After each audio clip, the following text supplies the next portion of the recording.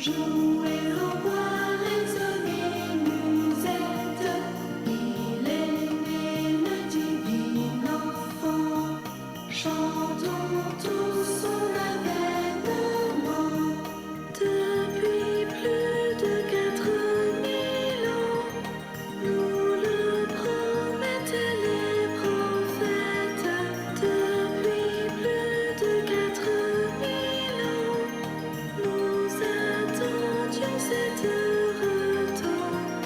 Il est né le divin enfant.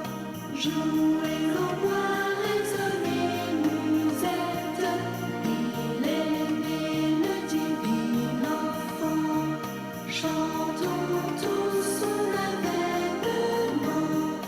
Ah, qu'il est beau, qu'il est charmant. Ah, que ses grâces sont parfaites. Merci de m'accueillir une nouvelle fois en la sacristie, puisque nous sommes à quelques jours dans la Nativité, C'est ça. mais nous sommes en pleine période de l'Avent, AVENT, qui a commencé le premier dimanche du mois. C'est ça, c'est ça.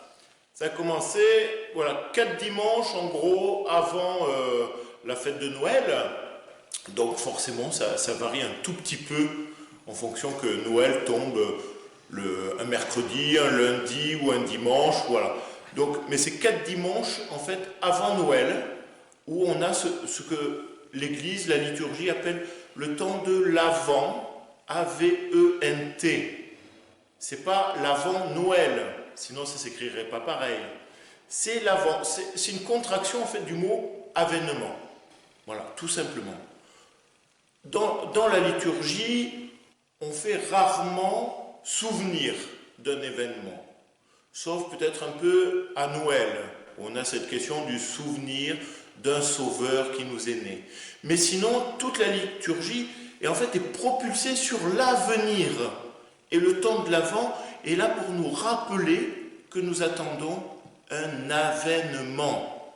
Et cet avènement, mais ce n'est pas Noël. C'est une préparation spirituelle en même temps. Alors, il y a deux choses en fait.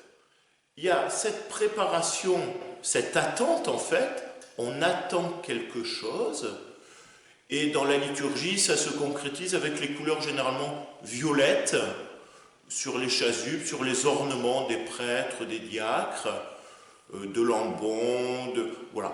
C'est la couleur violette qui est primordiale. Cette couleur violette représente ce temps de l'Avent, comme à Carême. On attend quelque chose. Et du coup, on se prépare. Donc, il y a la préparation, avant tout, bien sûr, spirituelle.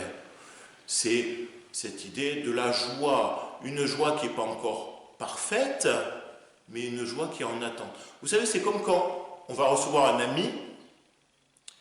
Quand on l'a, on est dans la joie, mais rien que le fait de l'attendre, on commence déjà à être dans la joie. Et alors, la question c'est, à quoi on se prépare? C'est ça le temps de l'Avent. Est-ce qu'on se prépare vraiment à Noël? Noël, ça veut dire, un enfant nous est né. Eh bien, pas vraiment. Parce que cet enfant qui nous est né, il y a plus de 2000 ans qu'il est déjà né. Donc on n'attend pas le Verbe de Dieu, le Fils de Dieu, qui va renaître d'une femme. C'est pas ça. On attend en fait qu'il revienne. Et c'est toute cette attente, cette espérance chrétienne qui fait que l'avènement attendu, c'est le retour du Christ. C'est un peu comme... Et c'est cette attente qui nous pose, qui nous annonce en fait que le Christ va venir, mais qui a déjà commencé en fait un jour de Noël. Le jour de Noël, un sauveur nous est né, un fils nous est donné, c'est Jésus. Donc il y a une double attente, cette attente du roi qui doit revenir, et en même temps qui a déjà commencé à Noël, parce qu'on se prépare à voir. On commémore le fait que Jésus nous a été donné à Noël pour venir nous sauver. De cette faiblesse qu'a pris le Seigneur, de cette faiblesse, il en fait quelque chose de magnifique en disant, mais l'humanité, dans sa moindre parcelle, intéresse Dieu. L'humanité peut être sauvée.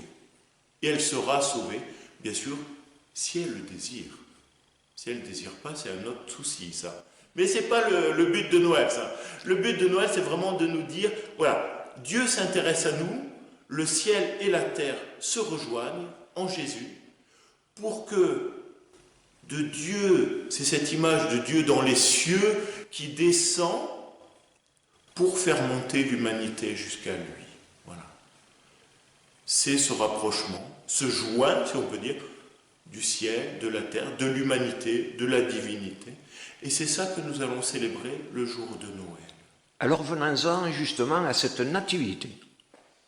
Alors la nativité, c'est ça, c'est cet extraordinaire événement pour le coup, et non plus avènement, c'est cet événement que Dieu vient dans le sein d'une vierge qui s'appelle Marie, donner en épousailles un certain Joseph, et comme dit l'Évangile, à l'ange qui pose la question, enfin qui dit à Marie, de toi va naître un enfant, et Marie répond, mais je ne connais aucun homme, c'est-à-dire je n'ai eu aucun rapport avec un homme. Eh bien l'ange dit, un sauveur te sera donné, un fils te sera donné, tu l'appelleras Jésus. Et alors, c'est pas qu'elle doute, elle veut savoir, mais comment ça va se passer? Et l'ange répond, à Dieu, rien n'est impossible, ou tout est possible. C'est le grand miracle de ce qu'on appelle l'incarnation, c'est-à-dire Dieu qui vient s'incarner, qui vient de prendre chair. Et ce qui est intéressant, c'est l'évangile de Saint Jean, il commence dans son tout début, au prologue, il dit « Le Verbe s'est fait chair ». Et c'est ce beau message de Noël. Le message de Noël, c'est de dire « Mais toute l'humanité intéresse Dieu. Rien dans l'humanité n'est à rejeter. Au contraire, même nos plus, on va dire, folles bassesses intéressent Dieu. Dieu est toujours là avec nous. Même si nous le rejetons, Dieu est là. Parce que tout est à sauver en l'homme. Tout l'homme intéresse Dieu, comme je disais, mais c'est plus que ça. Tout l'être humain est appelé à vivre avec le Seigneur. Et c'est ce merveilleux message de Noël. Ce n'est pas uniquement une question des riches et des pauvres, c'est plus que ça. Mais même chez les gens qui se croient riches, il y a des bassesses, on va dire, il y a du déchet humain qui est là. Et pourtant, Dieu est là pour élever l'homme jusqu'à Dieu. Parce qu'à Dieu, tout est possible. Au berger. Mais il y a plus que ça, parce que je sais ce que vous allez me poser comme question. Et l'épiphanie? Cette idée des rois mages, on ne sait pas trop s'ils sont rois, en tout cas, ils viennent de l'Orient. Alors justement, dans l'évangile de Saint Matthieu, il n'y en est pas question encore. Pas du tout. On ne connaît pas leur nombre. On ne connaît pas leur nom. On ne sait pas comment ils s'appellent. Pas du tout. Donc c'est beaucoup plus tard en fait qu'on les définit comme trois rois mages. Oui, on va dire, c'est la tradition chrétienne au Moyen-Âge qui a besoin de fixer les choses. Et donc, il leur faut savoir combien il y a exactement de personnes, d'où ils viennent, qu'est-ce qu'ils font, etc. Ce que l'on sait dans les évangiles, c'est que ce sont des personnages un peu étranges qui viennent de l'Orient, Guidés par une étoile. guidés par une étoile, qui sont plus ou moins des mages, des divinateurs, on ne sait pas trop. Mais en tout cas, des hommes qui savent lire dans les étoiles, qui ont une science incommensurable, et ils se mettent en marche. Ils se mettent en marche vers cette étoile, vers le lieu de naissance d'un sauveur. Merci Père Richard, nous avons accordé quelques instants à cette période où vous êtes très très occupé. Oui. Vous avez beaucoup à faire. Rendez-vous donc. Le 24, alors il y a plusieurs messes en effet. On va commencer à 17h30 à Saint-Paul-d'Oueil,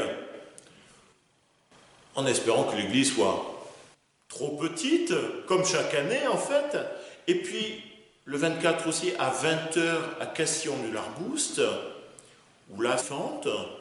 Et puis 22h30, ça va être la grande messe, celle qu'on va appeler la messe de minuit, même si elle n'a jamais été vraiment à minuit, c'est la messe de la nuit, en fait, dans la liturgie, où là, il va y avoir des chorales qui vont chanter, il va y avoir tout un engouement, avec à la fin, un pot. Voilà. Il y a un restaurant, je tairai le nom jusqu'à présent, il faut venir voir sur place, qui propose du vin chaud, il y aura des petites friandises, des petits gâteaux, pour passer, juste après la messe, un grand moment ensemble, parce que Noël, ça concerne tout le monde. Mais le lendemain, Et le lendemain, il y a aussi la grand-messe à 11h.